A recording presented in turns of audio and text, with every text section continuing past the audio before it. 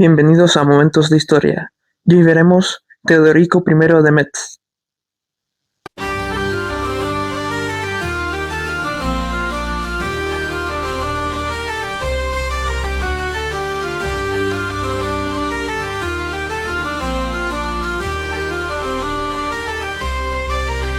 En los ecos del pasado hay secretos que contar, historias olvidadas que nos vuelven a llamar. De leyes y batallas, de amores y traición, la historia nos susurra, escucha su canción. Ven, viajemos juntos al ayer, donde el tiempo no puede volver.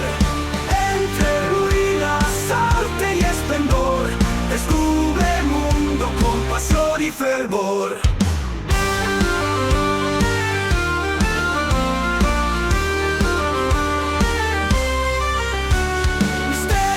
Que el tiempo guardó, legados que el hombre dejó. El pasado nos guía, su voz no se olvida. Es hora de aprender, ven conmigo hoy. Ven, viajemos juntos al ayer, donde el tiempo no puede volver.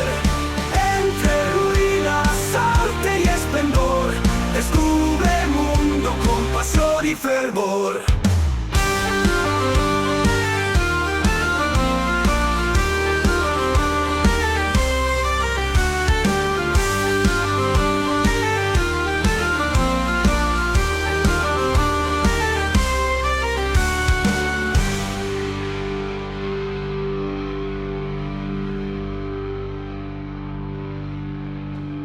Para entender a Teodorico I de Metz, primero hay que hablar de su padre, Clodoveo I, el rey que unificó a todos los francos y que tras su conversión al cristianismo, cambió para siempre el rumbo político y religioso de Europa occidental. Cuando Clodoveo murió en el año 511, su reino, que ya no era un conjunto desordenado de tribus, sino que una potencia emergente, se dividió entre sus hijos, siguiendo las costumbres francas de reparto hereditario. Pero aquí comienza lo interesante, porque Teodorico I no era un hijo como los demás. Las fuentes nos dicen que Teodorico I fue el hijo mayor de Clodoveo, eso es seguro, pero ¿quién fue su madre? Ahí entramos en terreno resbaladizo. No fue hijo de Santa Clotilde, la famosa reina que impulsó la conversión de Clodoveo. Probablemente fue fruto de una unión anterior incluso al matrimonio oficial de Clodoveo con Clotilde. Las crónicas, especialmente Gregorio de Tours, hablan de una primera esposa o concubina noble de origen posiblemente franco o turingio. No tenemos su nombre, no tenemos retrato, no tenemos casi nada, pero su existencia dejó una huella fundamental, dio a Clodoveo su primogénito. Y eso en el mundo merovingio significaba algo: estatus, legitimidad y derecho a gobernar. Teodorico no fue marginado, no fue escondido, fue plenamente reconocido como hijo legítimo y heredero dentro del sistema franco, aunque su madre no fuera reina. Después vendrían los hijos de Clodoveo con Clotilde, Clodomiro, el cual hemos hablado anteriormente, Childeberto y Clotario. Estos serían los hermanastros directos de Teodorico. Pero, ¿había tensión, rivalidad o desconfianza porque vendrían de otra madre? Probablemente sí, pero también había algo más fuerte: intereses comunes, ambición compartida y la coincidencia de pertenecer a la misma dinastía. En medio de esto estaba Clotilde, la reina, la matriarca y la figura moral del poder franco. Ella no solo sobrevivió a Clodoveo, se convirtió en un pilar político, en consejera y en ocasiones en inspiración, especialmente cuando años después empujó a sus hijos a vengar la muerte de su familia en Burgundia. Con Teodorico, las relaciones fueron complejas, pero pragmáticas. No había señales de que lo rechazara, no tenía sentido. Teodorico era una pieza clave en ese tablero familiar. Y de hecho, lo vemos colaborando en campañas militares, luchando juntos cuando convenía, especialmente en Borgoña y Turingia. Sí hubo tensiones, pero eso no impidió la cooperación política. Podríamos decirlo así: no era una familia feliz, pero sí una familia funcional. Cuando se dividió el reino, Teodorico recibió algo enorme: Austrasia, con capital en Metz. De hecho, durante la época del gobierno de Teodorico se conocería como el Reino de Metz. Y esto no fue un premio de consolación, fue, en muchos sentidos, la joya estratégica del reino franco. Austrasia, o Metz, era frontera, era contacto con el mundo germánico, era territorio militarmente poderoso, rico en recursos y clave para la expansión futura. Desde allí, Teodorico no solo gobernó, construyó poder, consolidó alianzas, preparó ejércitos, era el rey que controlaba el este, el que miraba hacia Germania, el que sostenía el frente de expansión. Mientras sus hermanastros crecían bajo la sombra directa de Clotilde, Teodorico se formaba como un soberano autónomo, con identidad propia, con un territorio fuerte detrás. Teodorico no fue un rey pasivo. Muy pronto demostró que sabía más que administrar. Sabía guerrear, sabía negociar y sobre todo sobrevivir en una dinastía donde los reyes podían ser hermanos, pero rara vez podían ser aliados. Su vida política estuvo marcada por 3 grandes conflictos, que no solo definieron su reinado, sino el futuro del mismo reino franco. La Borgoña del siglo VI no era un territorio cualquiera, era un reino poderoso, cristiano arriano primero y luego católico, que a veces se presentaba como un aliado y otras veces como obstáculo. Pero para los francos había además un motivo personal, porque el rey burgundio Wildevaldo, recordémoslo del último capítulo de los francos, había ejecutado en el pasado a los padres de Clotilde, esta misma Clotilde que era reina madre del reino franco, y que nunca olvidó. Cuando Clodoveo murió, ella mantuvo esa memoria viva, y surgió la ocasión, empujó a sus hijos y intervino en una guerra. En esta campaña, Teodorico jugó un papel clave. A diferencia de otros hermanos, más centrados en la Galia occidental, él aportó el peso militar de Austrasia, es decir, del reino de Metz. Los francos se encontraron en Borgoña, derrotaron a los reyes burgundios y tras años de conflicto, el reino burgundio cayó bajo dominio franco. Pero no fue solo una venganza, fue estrategia. La Borgoña era rica, fértil, concentraba a rutas comerciales esenciales y un territorio bisagra entre Italia y la Galia. Con su caída, los francos se convirtieron en la potencia indiscutible del occidente europeo, y mientras tanto, Teodorico consolida su prestigio como líder militar.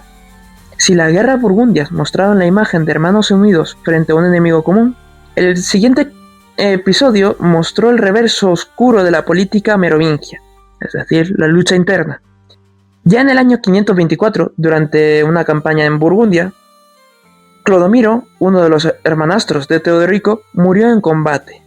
Y entonces surgió una gran pregunta. ¿Quién se queda con ese reino? Clodomiro había dejado a sus hijos pequeños.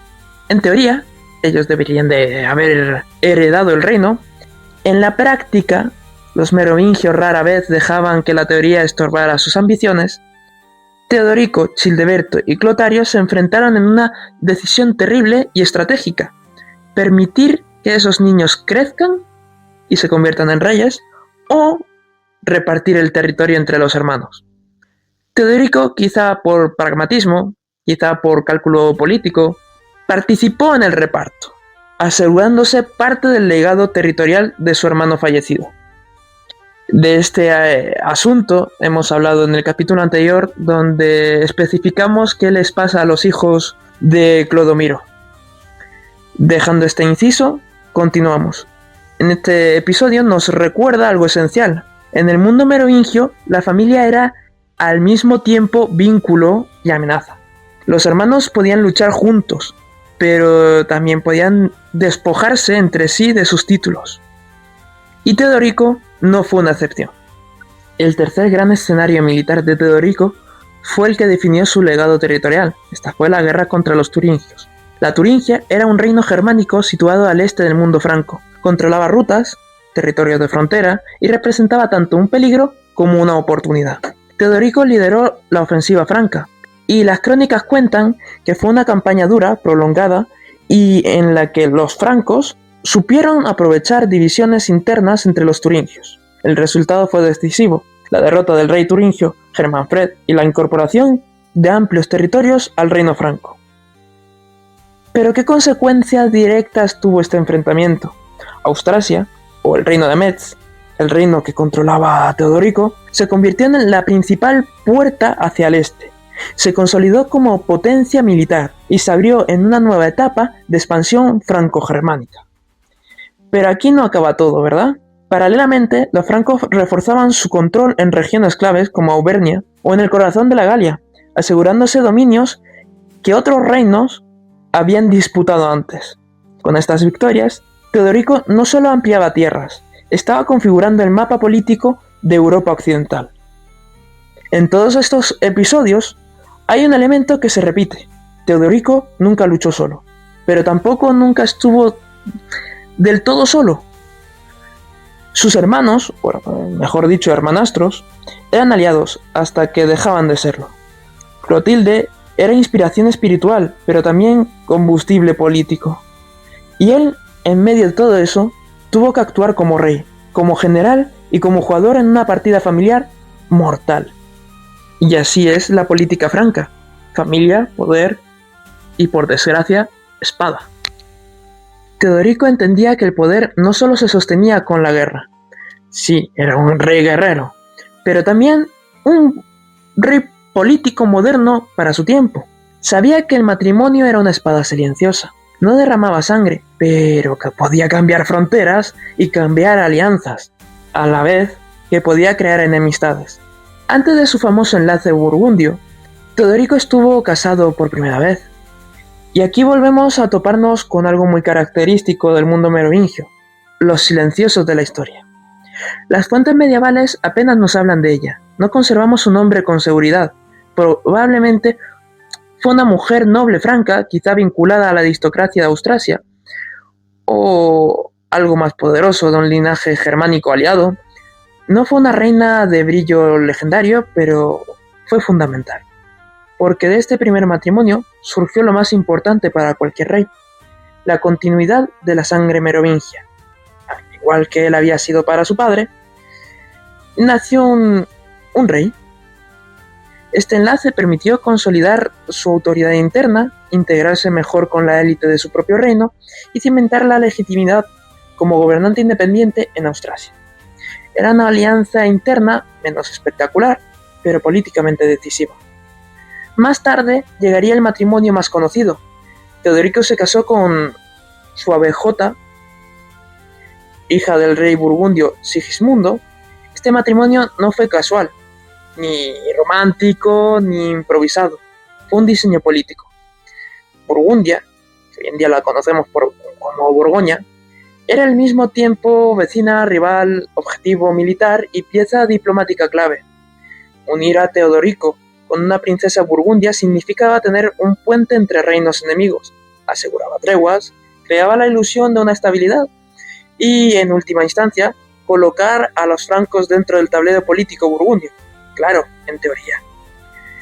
Porque la historia nos enseñó que las espadas hablarían de nuevo. La paz fue frágil, los intereses pesaban más que los juramentos matrimoniales, los francos volverían a luchar contra Borgoña y el destino de Sigismundo terminaría trágicamente. Pero aún así el matrimonio tuvo un efecto duradero. Fortaleció las posiciones diplomáticas de Teodorico, le dio prestigio internacional y lo vinculó con una de las casas reales más influyentes de su tiempo. Más allá de la política inmediata, la unión de Teodorico aseguraba algo especial: una dinastía fuerte. De estos matrimonios, en especial dentro de esta red de alianza, nacería su heredero, Teodeberto I. Y Teodeberto no sería un rey cualquiera, sería uno de los grandes soberanos de Austrasia, audaz, ambicioso, capaz de acuñar moneda con su propio nombre, un gesto de poder casi imperial, y de proyectar el reino franco mucho más allá del horizonte en el que su padre había luchado. Si Teodorico fue el constructor, Teoberto sería el expansor. Si el padre cimentó, el hijo levantaría la estructura.